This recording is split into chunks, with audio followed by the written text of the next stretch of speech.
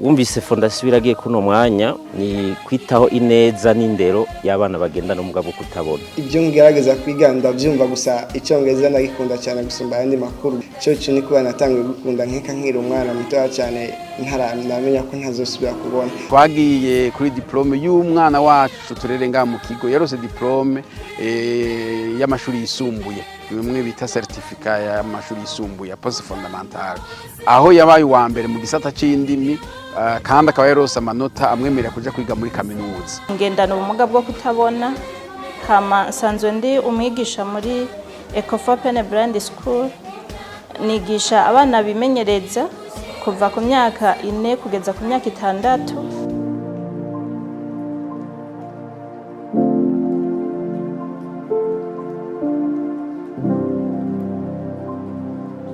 Nitwa Dr. Victor Barantota, ndi umuhuzabikorwa mu ishyirahamwe Fondasiyo Wiragiye, yo benshi bakunda gukoresha izina ry'icyongereza rya Wiragiye Foundation. Nkaba mu gifaransa babyita coordinateur. Ibyo bikorwa njejwe muri iki kigo. Ibyo mwabonye ni bikeya cyane ugereranije n'ibyo dusanzwe dukora. Hajya nuko mwabonye ibijyanye n'ibyo kwigisha mu ishuri rya Pen Blind School, nayo ubundi bwo hajya abana turabigisha, turabavura. Mwebwe mwabonye gusa ko tubigisha, ariko turabavura, turabavuza, turabagaburira, ariko kandi turabakurikirana no mu miryango yabo. Iyo umwana amaze kuba ari wo mu kigo cyacu, ari mu mugambi wacu, turamukurikirana no mu muryango, tugafasha ababyeyi biwe mu bijyanye n'ingene bashobora kumwitwararika, kumwitaho n'ibindi byinshi, kuko murabizi neza yuko burya ababyeyi bafise umwana agendana ubumuga rimwe na rimwe baragira ibibazo mu kibano, bakumva abana bo banyegeza, bakibaza yuko abana bagendana ubumuga ataco bazovamwo.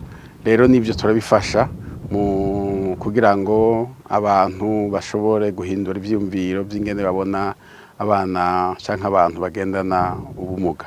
Ivyo rero nivyo, hanyuma hambavu y'ivyo turifuza cyane gukora ibindi bikorwa bitandukanye. Dufatiye ku ishuri, turifuza kubandanya ishuri turyagura.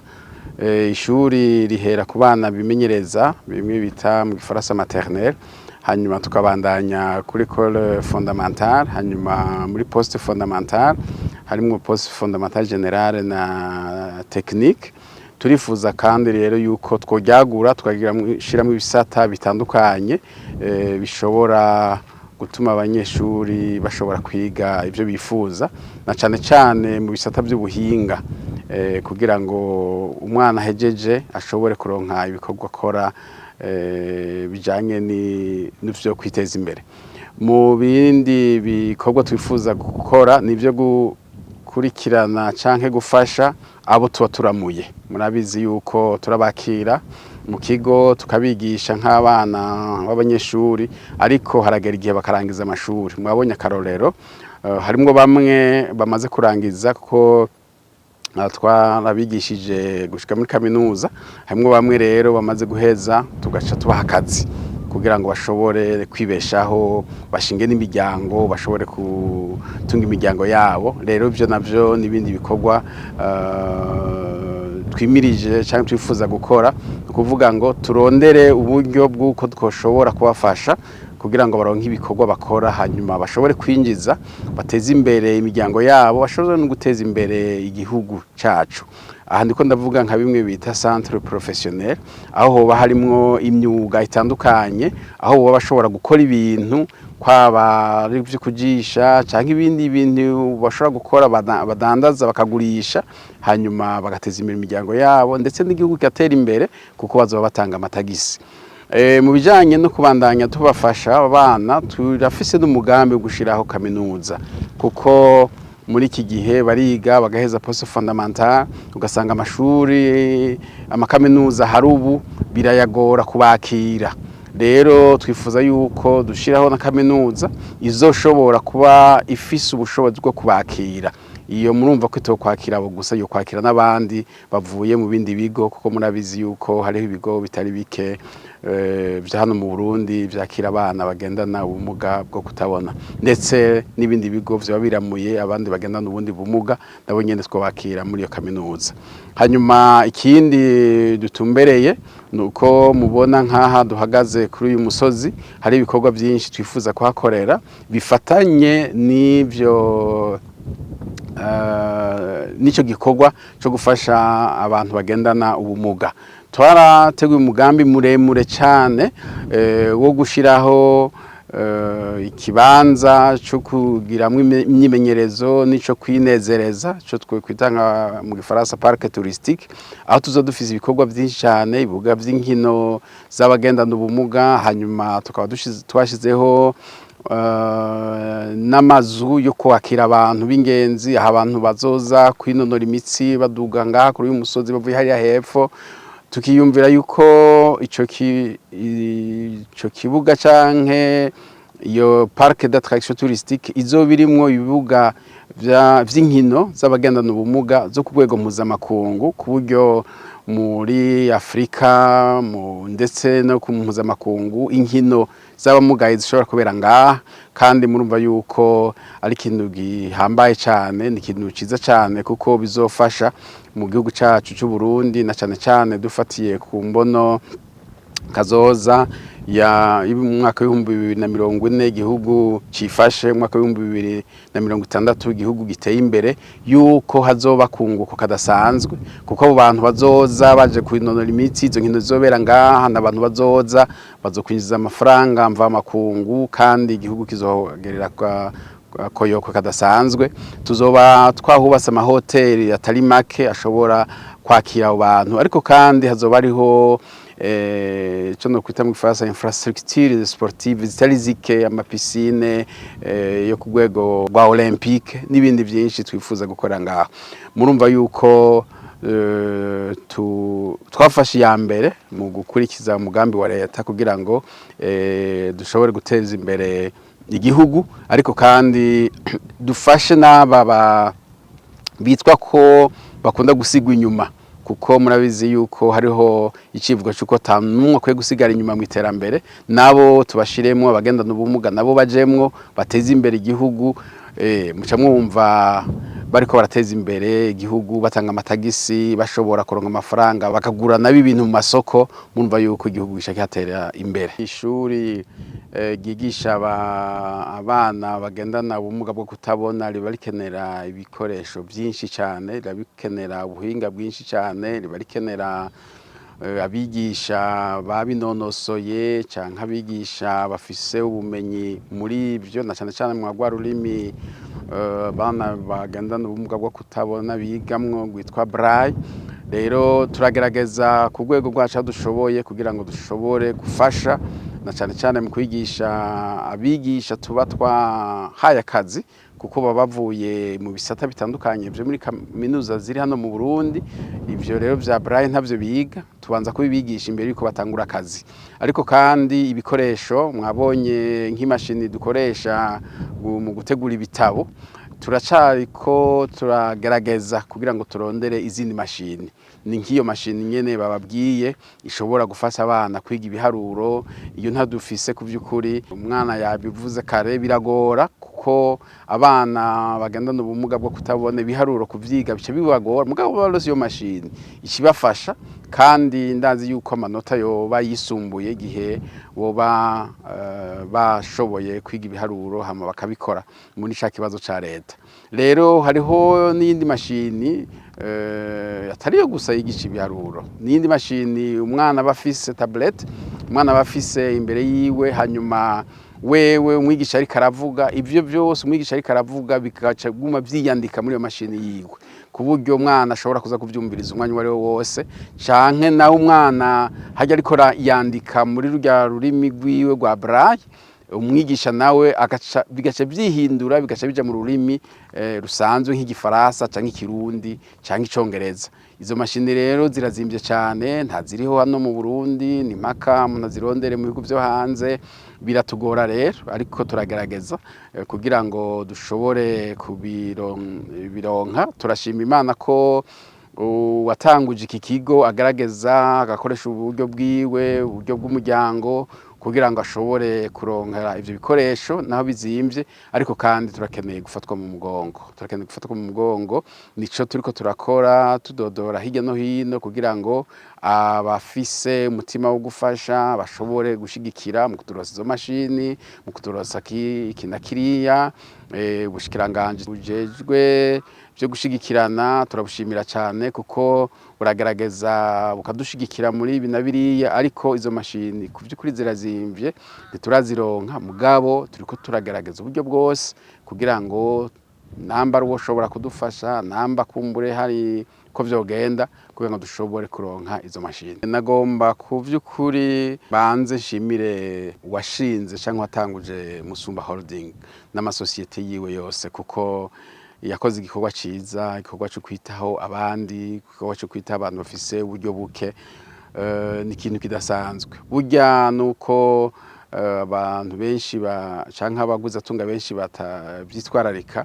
Burya mu mashirahamwe yose hariho ico bita responsabilité sociale, nukuvuga baba bahamagarirwa gufasha mu kibano kugira ngo abantu bafise mikoro make bashobore kumererwa neza canke bashobore kwisununura. Rero kamunotera yo yandi mashirahamwe, ndazi ko hariho holding atari make hano mu Burundi, ndazi ko hariho amasosiyete akomakomeye hano mu Burundi yakora ibikorwa vyiza mu gihugu, afise n'uburyo butari buke. Nubatera kamo kuko nabo kwigira karorero kuri Musumba Holding yatanguje Wiragiye Foundation, bakiga ko akarorero hama bagashobora nabo gushiraho namba ari mugambi kanaka, namba ari ikigo, namba ari iki cotuma kumbure abarundi bafise uburyo buke mu gisati canke kiriya, bidasigura yuko ari mu bagendana ubumuga gusa. Bofasha mu bagendana ubumuga nivyo, ariko kandi hariho n'abandi mu Burundi batagendana ubumuga mugabo bafise ivyo bibazo, bagashobora na gushigikira muri kitaki kiriya kugira ngo igihugu cacu cy'u Burundi gitere imbere, abene gihugu batorera koyokwe, abone gihugu bashobore kubaho neza. Kiri mu byo dukora kugira ngo tubigishe, tubahimirize, tubamenyeshe yuko umwana agendana ubumuga sigitabwa. Mbere washaka mu gihe cyahera imiryango y'abarundi ifise abana bagendana ubumuga bibaza ngo ni bihume, abandi bibaza ngo ni kivume canke ngo n'umuvumo, bimwe bita mu gifaransa malédiction. Siko biri namba, barakwiye kubitahura. Siko biri. Umwana agendana ubumuga, umuntu agendana ubumuga n'umuntu nk'abandi, afise ibyo ashoboye gukora kandi bishobora guteza imbere igihugu, bishobora guteza imbere umuryango wiwe.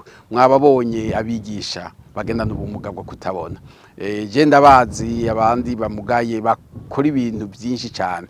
Ejo bundi ku ishuri gisumbuye ry'Igitega dukunze kwita Senede, twagiye kuri diplome y'umwana wacu turerenga mu kigo, yarose diplome y'amashuri yisumbuye, bimwe bita certificat y'amashuri yisumbuye ya post fondamental, aho yabaye wa mbere mu gisata c'indimi, kandi akaba yarose amanota amwemerera kuja kwiga muri kaminuza. Ubu namba atamaze kwiyandikisha, ubu aratangura muri kaminuza y'u Burundi. Murumva rero yuko aba bana canke abo bantu bagendana ubumuga barashoboye, barafise ibintu bashoboye. Imiryango y'abarundi ndetse n'abanyamahanga bo vyumva umwana agendana ubumuga bwo kutabona, agendana ubumuga bwo kutumva, agendana ubumuga kumbure bwo gucumbagira n'ibindi, si umwana kumbure, si umutwaro ku muryango, ahubwo ni umwana nk'abandi ashobora no gushika ku bintu by'ingirakamaro, kurya abandi bana biga, akaja mu ishuri akiga, hanyuma akiga kaminuza, agatera imbere, agakora ibikorwa biteza imbere igihugu n'umuryango. Aha turiko turarangurira imigambi yose nadondaguye, n'iyindi yo muri kazoza ishobora kuvuka hangana n'ihegitari 10. Nitwa Coyitungiye Audace, nkabasanzwe ndi umuyobozi wa Pen Blind School, ishure riri muri fondation Uwiragiye. Ibikorwa kuri no shure rya Pen Blind School bitunganijwe nk'uko novuga ngo ayandi mashure asanzwe atunganijwe, no kuvuga ngo kuri no shuri dutunganije ibisata bitandukanye. Turafise igisata c'abana novuga ngo bimenyereza ane préparatoire, turafise école fondamentale, turafise na poste fondamentale. Hanyuma iyo poste fondamentale rero ikabanije mu bice bibiri, hariho poste fondamentale générale na poste fondamentale technique. Abanyeshuri bose hamwe dufise n'abanyeshuri bagera ku 225. Muri abo harimo abakobwa 107 hamwe n'abahungu 118. Aha kuri no shuri dufise abanyeshuri bamwe bagendana ubumuga bwo kutabona n'abandi batabugendana, bose hamwe bakaba bangana 225. Harimwo abakobwa 107 n'abahungu 118. Abagendana ubumuga bwo kutabona bangana n'abanyeshuri 104, harimwo abakobwa 44 hamwe n'abahungu 60. Mu by'ukuri wahava wibaza yuko hariho ingorane zo kwigisha abana bagendana ubumuga bwo kutabona bari kumwe n'abana batabugendana, ariko kuri twebwe tumaze kubona yuko ari ibintu bisanzwe, kubera yuko turafise abigisha basanzwe barize kwigisha mwene abo bana bafise bagendana ubumuga bwo kutabona. Nta ngorane rero ihari, mbere unashima mu mashuri amwe urasanga abana bagendana ubumuga bwo kutabona barusha n'amanota abana badafise ubwo bumuga. Intambamyi ntizobura, turamaze kubona novuga nka zitatu. No kuvuga intambamyi ya mbere no kubura ibikoresho fashanyigisho bituma ivyigwa neza na neza bishobora gutangwa. No kuvuga aha turavuga amamashine yategerezwa gufasha abo bana kugira ngo bige neza ivyigwa. Hari ibyo tubura twigereranije n'abandi bateye imbere cyane mu kwigisha mwene abo bana bagendana mwene ubwo bumuga. Twarabonye yuko hariho amamashine fashanyigisho tutararonka bituma ibyo vyigwa bidatangwa neza. Hanyuma ikindi novuga nuko leta ubiravye mu bisanzwe bajya abana bagendana ubumuga bwo kutabona n'abana nk'abandi, bategerezwa kwiga nk'uko abandi bana biga. Mugabo leta ntirashiramwo novuga ngo ukuboko neza na neza kugira ngo igenere novuga nka budget yotuma mwene aya mashure yishinze kubigisha ashobora kubigisha neza. No kuvuga ngo nk'ivyo bikoresho fashanyigisho birazimvye cyane, uko twabibonye birazimvye cyane, ku buryo umuryango wariyemeje kwigisha mwene aba bana twovuga ngo urageraho ukenera ubufasha. Ubwo bufasha rero tuvuga tuti bwova muri leta kugira ngo leta isahirize mwene umuryango wiyemeje kwigisha mwene aba bana. Ikindi novuga ca gatatu nuko bifatanye n'ivyo navuze ubwa mbere, hariho itegeko shikiranganje rifasha iyo umwaka uheze kugira ngo abana bimuke bava mu ishuri baja mu rindi. Muri ico gihe rero kubera yuko abana twovuga ngo bagendana ubumuga bwo kutabona bataba bize neza, novuga ngo cyane havuga icikwa c'ibiharuro, iryo tegeko risaba yuko abo bana bagenda n'ubumuga bwo kutabona bafatwa co kimwe n'abatabugendana. Turasaba rero ngo iryo tegeko mu gihe hataraboneka ibikoresho nyezina byo gutanga mwene ivyo vyigwa, basi iryo tegeko shikiranganje batume barihindura, baryadapte ku buryo abana bagendana ubumuga bwo kutabona base naboroherezwa, ntibafatwe co kimwe kubera yuko ivyo bikoresho vyotuma biga mwene ivyo vyigwa bitaraboneka. Akarusho ko kwigisha abana bagendana ubumuga bwo kutabona, novuga ngo nakarusho ko mu bwoko, novuga ngo d'ordre social, no kuvuga ngo n'abantu basanzwe barihevye, basanzwe bizwi yuko umengana abantu batawe, ariko twebwe turiko turabigisha, mbese abarundi n'amakungu bakumva ngo abana bariko bariga kandi bafise ubumuga bwo kutabona, biratangaza abatari bake.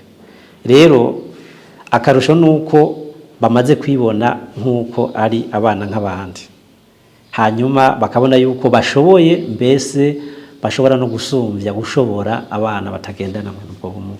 Aha novuga nti burya kugira ngo dushikire imbono kazoza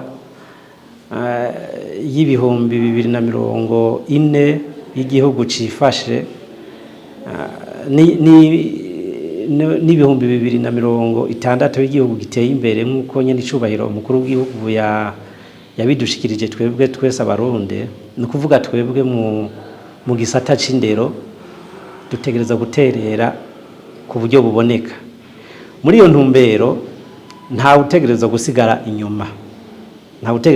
inyuma, ari abana bagendana ubumuga bwo kutabona canke abana batabugendana, bose bategerezwa kwiga, bagategerezwa guca ubwenge kugira ngo twese hamwe tuzojana inzira imwe kugira ngo tuzoshikire iyo mbona kazoza. Rero mu gihe twosiga inyuma umwana ngo nuko afise ubumuga bwo kutabona, wahaba usanga iyo mbona kazoza duhatswe kutayishikira neza kubera yuko hari abo twaba dusize inyuma. Nitwa Gordien Nimubona, nkaba nsanzwe njejwe gisata c'itumatumanaho ry'amakuru no kumenyekanisha ibikorwa bya Fondation Iragiye hano mu kino kigo kuva mu mwaka wa 2019 nko mu kwezi kwa gatandatu, kuko ino Fondation Iragiye yatanguye mu mwaka wa 2018 ukwezi kwa kane hari tarike 4. Fondation Iragiye kugira ngo ibeho, bwa mbere ho ntiyatanguye yitwa Fondation Iragiye, yatanguye yitwa Fondation Pene. Iryo Pene naryo ni izina ry'umwana w'umuhererezi ry'umukenyezi Sylvia Uwiragiye yayitanguje. Nawe nuwashaka kitanguza ntiyitwa Sylvia Uwiragiye, yitwa Niragira Sylvia.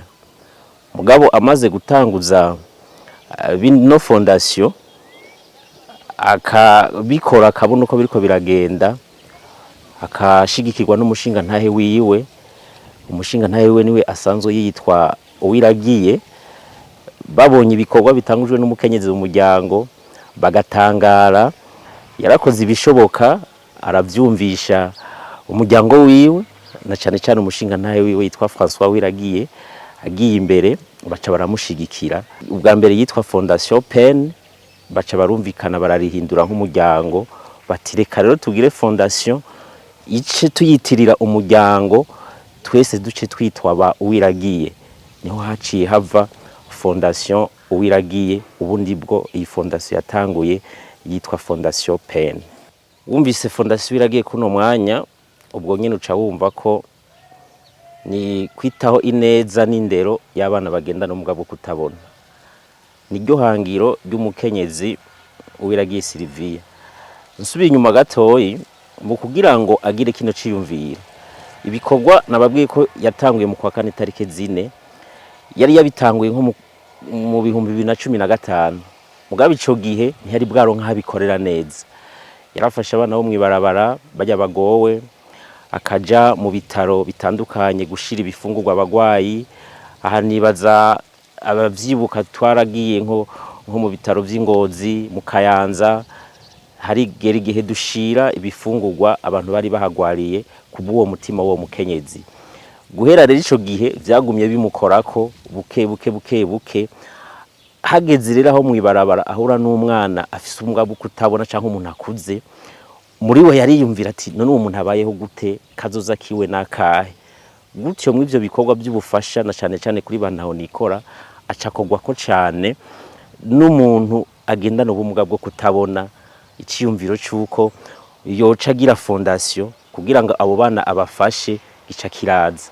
Kandi nakibitangura muri we ntiyabona ko azoshika ku mugambi wo gutanguza ishure ribigisha, yabona ko azogira ikigo abana bakaguma ngaho akabagaburira barya boga bambara neza, umugabo atakazoza kimbere muri bo kuzoshika ku ntambwe ishimishije yarimwo.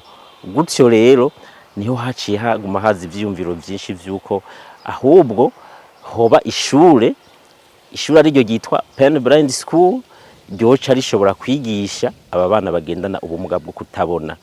Bica bibandanya bikura ukuna kuriya nkuko mubibona, ngira mwabonye amashure.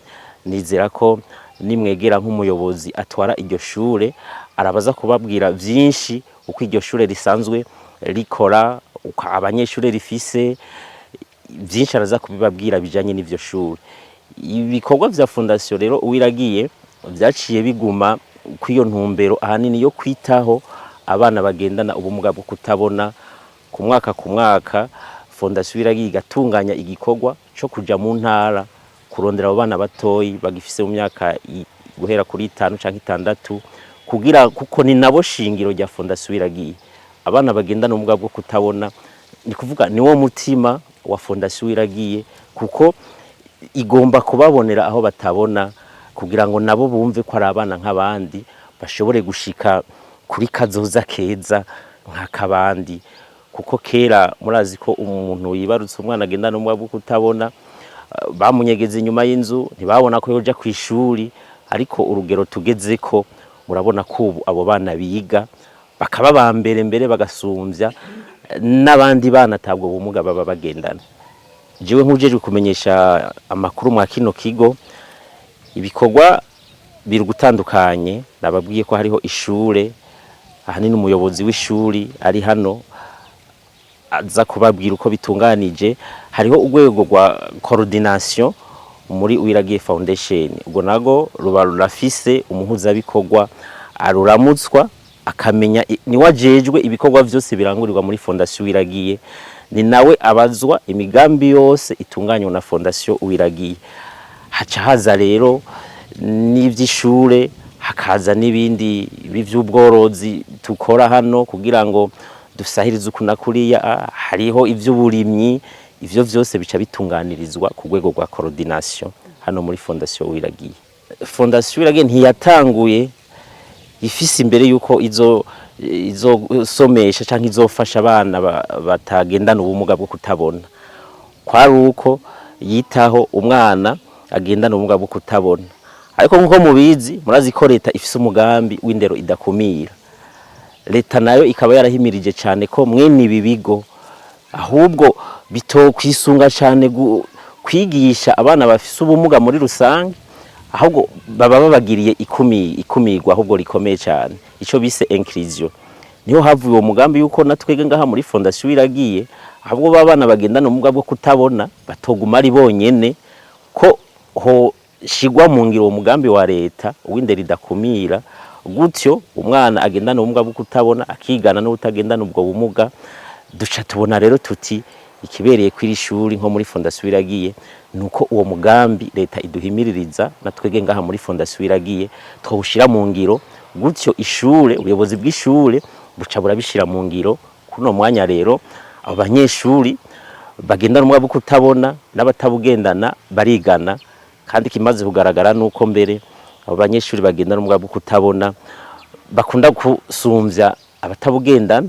Nk'ubu hari uburorero bwinshi bwerekana ko usanga babaye aba mbere ku manota menshi cyane ku rugero rwo hejuru gusumbya bamwe batagendana ubumuga. Nitwa Nsengiyumva Roger, ndi umunyamabanga w'ishure, nkaba mfasha mu bijanye n'amadosiye y'abanyeshure kuyegeranya canke kuyakurikirana, nkaba nongeye nkaba nkora cane mwihingurwa ry'amanote canke se ryo kwegeranya ibitabo by'abanyeshure mu kubafasha gusohora n'iyi mashini utubazo ama examen canke se ibitabo. Murabona nk'akarorero iki ni igitabo twakoze, kuko urazi ibitabo biba bigoye kugira turonke ibitabo by'abanyeshure batabona.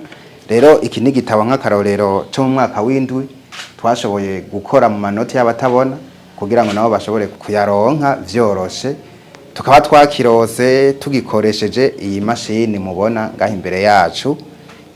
Akaba ari ubuhinga kuko ikora ibitabo vyinshi mu mwanya muke cyane. Imbere yuko turonka akazi baratugirishije formation yo kwiga kuzisoma, kuziraba kugira ngo no mu gihe umwenyeshuri ari karakora dushobore kumukosora ikintu kanaka. Rero imbere yuko nkora akazi twaragize iyo formation, biraborohera cyane kuko bobo niyo nyandiko yabo niko gusoma kwabo. Nitwa Madame Ntegiyeje Esperance, ngendana ubumuga bwo kutabona, hama nsanzwe ndi umwigisha muri Ecofo Pen Brand School. Nigisha abana bimenyereza kuva ku myaka 4 kugeza ku myaka 6. Hanyuma mu buzima bwa misi yose nabwiye ko ndi umwigisha, nkaba kandi nubatse. Naje ngaha mu mwaka wa 2019 mvuye gukorera muri Arsabe muri Ecole Espoir de l'Avenir yari Matongo. Arsabe imaze kugiranira partenariat n'iyi fondation, nagize amahirwe yo kuba mu baje gukorera muri iki kigo nzananye n'abana bari bavuye muri Arsabe. Nize ku ishure ry'abatabona riri ku Mushasha Igitega. Ishure ryari ryatangujwe n'umupatiri w'umuzungu, hama ribandanya rifashwa rikurikiranwa n'ababikira bo mu muryango wa Bene Bernadette. Nta kintu kiryoshe nko kuba mu gikorwa ukorana n'abantu musangiye ubumuga canke musangiye ibibazo, ariko je sindavyita ibibazo, reka mvuge ngo dusangiye ubumuga, kubera ko iyo ndi kumwe nabo nisanzura nkuko numva ari jewe nyene nishize mu kibanza cabo. Ivyo bikamfasha kworoherwa, na cyane cyane ko ndiko nkorana na babandi nyene turi mu mugwi umwe. Jewe cyo navuga kirahari fondation yaje nk'inyishu canke nk'umuvyeyi ku bantu bagendana ubumuga bwo kutabona, kuko abenshi twari kuba turi mwibarabara dusegerereza, ariko uyu munsi siko biri. Turi muri fondation, turambara, turashobora gutunga imiryango, turashobora washaka no gufasha n'abagenzi bacu. Ico ni kimwe fondation yadukoreye kiba kibaye inyishu ku bumuga dufise. Mba hafi ya fondation, no baba nko ku kilometero n'inusu uvuye aho mba. Nsanzwe ntonda misi wese mu gatondo aha isaha imwe, kenshi mbangeze aha kuko ndafise abana biga ku ishuri riri hafi y'iki kigo. Kenshi ntondana nabo, iyo bishitse naho ntidutondane, umugabo wanje akora muri iki kigo, turaheza tugatondana kandi byose bikagenda neza. Nigisha abana bafise imyaka iri hagati y'imyaka 4 n'imyaka 7. Abo bana tubigisha ubuzima bwo kuba mu bandi bafise ubwo bumuga, ngo biyumve, bitahure, bamenye aho bari, bamenye nabo bari kumwe. Iruhande y'ivyo turabigisha indome, tukabigisha kuzisoma ndetse no kuzandika dukoresheje inyandiko yitwa braille. Uyu mwana turi kumwe, uyu yitwa Olivia. Murabona ko namukabakavye, ntiyavuze ariko namukabakavye, yitwa Olivia. Iki kintu kiri ngaho imbere yiwe, iki ni kigura. Iki ni kigura. Murazi ko mu bana babona mu myaka irenganye bakoresha ikigura nico bitatushe. Twebwe dukoresha iki kidufasha kugira ngo tumetrize position y'urudome, dushobore kwandika kandi dushobore no gusoma. Twebwe dukoresha utu dukoresho mubona mfise mu ntoke. Utu dukoresho tuba turiko urudome ubwo ari bwo bwose twifuza gukoresha, tuba ari twinshi, kamwe kose kaba gafise urudome rwako. Tuko turagerageza kwiga kugira ngo bikunde dushobore gutahura urudome ubwo ari bwo. Dati akira kano kantu. Aka kantu kitwa agatafari, tukita agatafari. Agakorakoye arashobora kumva ikintu kiriko. Twarize rero Latifa urudome gwitwa A. Haguruka gato, haguruka. Nyandikira urudome angaha ku kigura cawe. Twize gufata agatafari neza gutya, ukundi kuboko kugufashe gukabakaba wumvirize aho ugashira ngaha kabakaba wumvirize. Nakubwiye ko tugafata uburebure bwako tukagashirako tukirabishako. Kabakaba rero wumvirize wamaze kwandika neza urudome rwawe rwitwa A. Nagomba mvunire akagohe abantu batandukanye mu mihinga itandukanye y'igihugu bafise ubumuga bwo kutabona. Kenshi bibaza ngo iyo utabona ubuzima buba buhagaze, ariko siko biri, kuko kuba utabona ibindi bihimba by'umubiri bikora biroroshe ko ushobora kuba mu bandi, biroroshe kushikira iterambere uwo ari we wese abamwo mu gihe wirinze kwikumira, na cane cane ukajuregera abantu. Ugize amahirwe ho ukumva aho bariko baravuza radio, ni vyiza ko bokumviriza radio, kuko radio ni kimwe mu bimenyesha umuntu atabona ikintu kanaka yifuza gushika ko canke cyo mufasha gutera intambwe mu buzima. Nitwa Nishimwe Bertin, niga muri Fondation Wiragiye kuri Pen Blind School, nkaba niga mu mwaka w'9. Iyo naje mvuka mu ntara ya Ngozi niba nahora niga, nari mbona ico gihe sinagenda n'ubumuga bwo kutabona. Mu nyuma ngeze mu wa 4 ndagwara amaso, birangira ntasubiriye kongera kubona.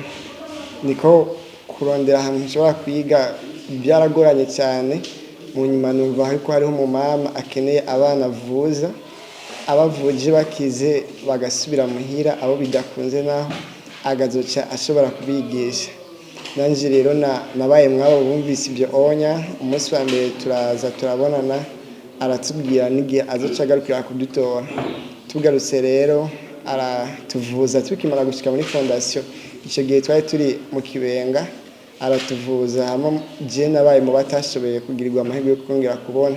Hama rero ndabandanya amashuri rero ubu ngeze mu mwaka w'9.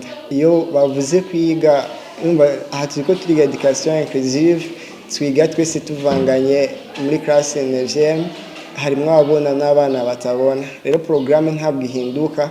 Programme sukuvuga ngo twiga makuru ari particulier par rapport ya yuko abandi biga no nibijyanye dusanzwe twiga, hahinduka inyandiko yonyene rya programme, nta kintu na kimwe gihindukako. Nko mu byigwa twiga uku kuntu tutandika kumwe canke abigisha batwigisha kandi tukatwigana n'abana babona, interrogation bayizanye ntabwo kuvuga ngo wewe ngo barakunyuraniza canke bigenda gute. Gusa ikuri kunda kugorana cyane gusumba izindi ni mate, kubw'ibikoresho no kubwo nkeka abigisha baba ariko baziduha bivanye nk'uko kuntu education inclusive itaratera imbere cyane mu Burundi n'ibikoresho bikeya cyane. Mate iragorana cyane by'umwihariko ku buryo ushobora gusanga abantu benshi bafise mu esheke muri mate bivanye n'ukuntu tuyiga bigoranye bivuye ku bikoresho. Nkeka no guhakarizwa bwenge kwabigisha kubyerekanye no kwigisha abana bagendana ubumuga kutabona ndetse n'abandi basanzwe. Ibyo ngerageza kwiga ndabyumva, gusa icyongereza ndagikunda cyane gusumba ayandi makuru, gusa n'ayandi yose ndayakunda. Gusa cyo ni kuba natangiye gukunda nkeka nkiri umwana muto cyane, ntaramenya ko ntazosubira kubona. Gusa uravye amakuru yose ndagerageza kuyatahura. Yego, gusa ange ndayikunda cyane by'umwihariko. Muri kazoza ikintu nkeneye kwiga n'ubundi bazo kigoranye, kubera ukuntu tuyiga ariho ibyo tuba dukeneye kwiga tudashobora kuronka bivanye n'uburyo canke n'ahantu inyigisho iyindi idakumira mu Burundi geze. Kuko nk'ubu tumeze nk'aho ari oblige kwiga rangi na science ya sociale. Gusa je nari nifuza kwiga ibintu byerekeye nk'abijya bya IT, informatique de télécommunication, bya banque assurance, nibyo nari nifuza kwiga. Mugabo ndibaza biracagoye cyane kuba ngendana n'ubwo kutabona bivanye naho inyigisho zacu zigarukira. Nibaza ko bizogorana, gusa nibyo nari nifuza kuzokwiga ninamara gukora concours national yo muri 9e.